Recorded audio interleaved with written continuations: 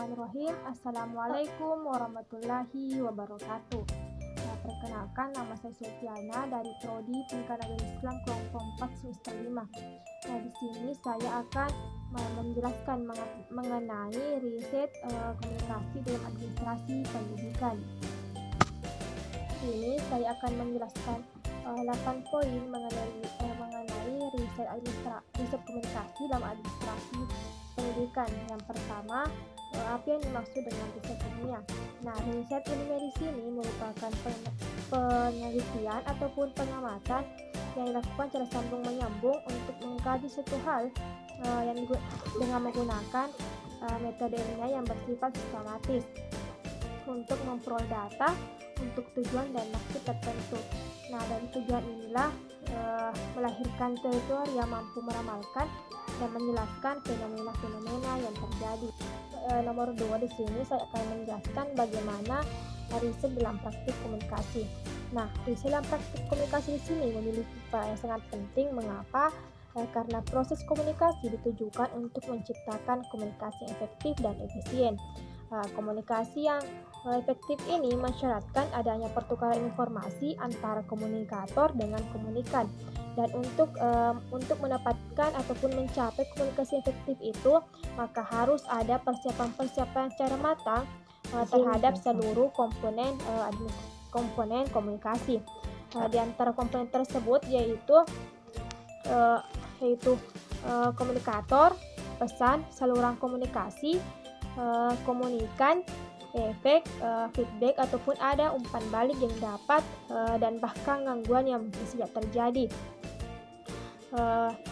Disinilah posisi riset. Upaya-upaya untuk menyiapkan komponen-komponen tersebut harus didasari atas data empiris. Mengapa?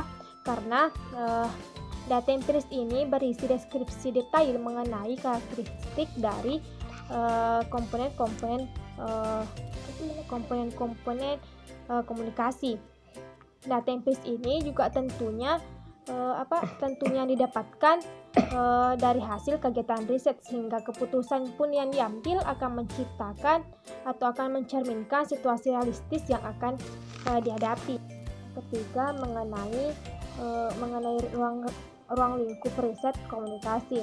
Adapun antaranya, yang pertama itu ruang lingkup atau objek. Maksudnya di sini ada objek yang juga telaan ataupun kajian.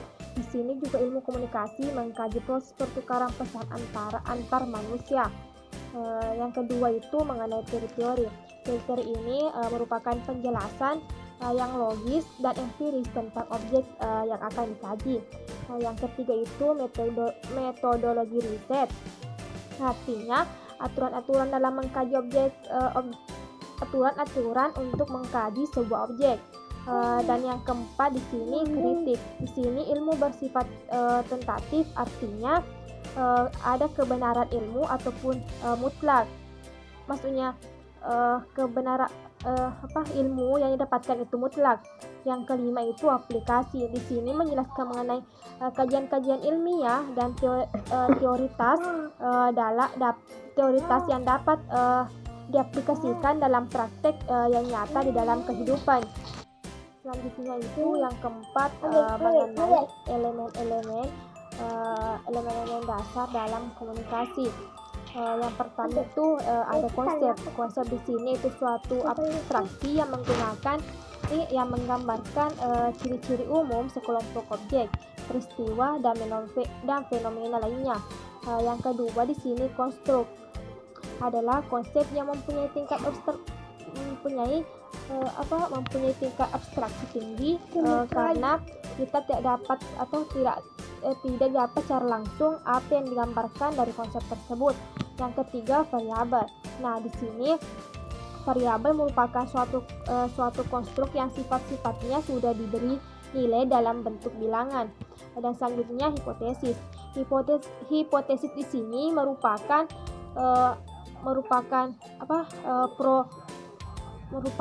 proposisi yang masih bersifat sementara dan masih bentuk bilangan. Selanjutnya itu data. Data di sini merupakan sesuatu yang belum mempunyai arti bagi penerimanya dan masih memerlukan adanya suatu pengolahan. Dan data di sini bisa berbentuk suatu keadaan, gambar, suara, huruf, angka, bahasa ataupun simbol-simbol lainnya. Dan selanjutnya di sini yaitu teori. Nah, teori di sini merupakan penjelasan ataupun rumusan yang ada yang pada umumnya itu benar. Selanjutnya di sini mengenai metodologi riset komunikasi. Yang pertama itu metodologi riset kuantitatif, yaitu riset yang menggambarkan ataupun menjelaskan suatu masalah yang hasilnya dapat digeneralisasikan dan dengan metodologi di sini meliputi metode survei, analisis hasil maupun eksperimen. Dan yang kedua itu mengenai metodologi riset kualitatif. Metodologi ini bertujuan untuk menjelaskan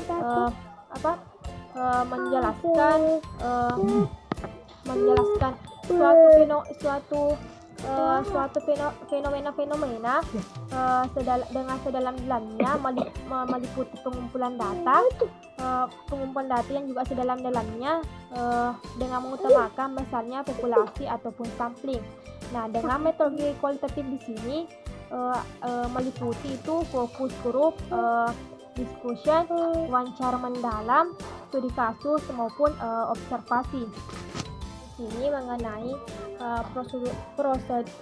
prosedur riset komunikasi ada 3. Yang pertama itu menanyakan pertanyaan atau asking question. Tahapan ini merupakan tahapan yang menyertakan seluruh proses yang dilakukan. Yang kedua di sini observasi ataupun pengamatan. Di sini pengamatan dilakukan terhadap suatu objek seperti menggunakan observasi partisipan, dokumen, eksperimen dan lain-lain sebagainya. Dan yang ketiga di sini konstruksi jawaban ataupun construction answer. Di sini mendeskripsikan, menggambarkan, menjelaskan ataupun memberikan suatu penilaian. Di sini yang terakhir saya akan contoh dari riset komunikasi.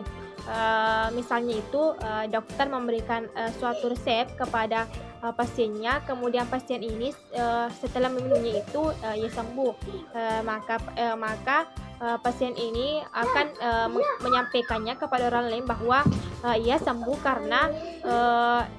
karena obat yang diberikan oleh si dokter, yang obatnya itu manjur.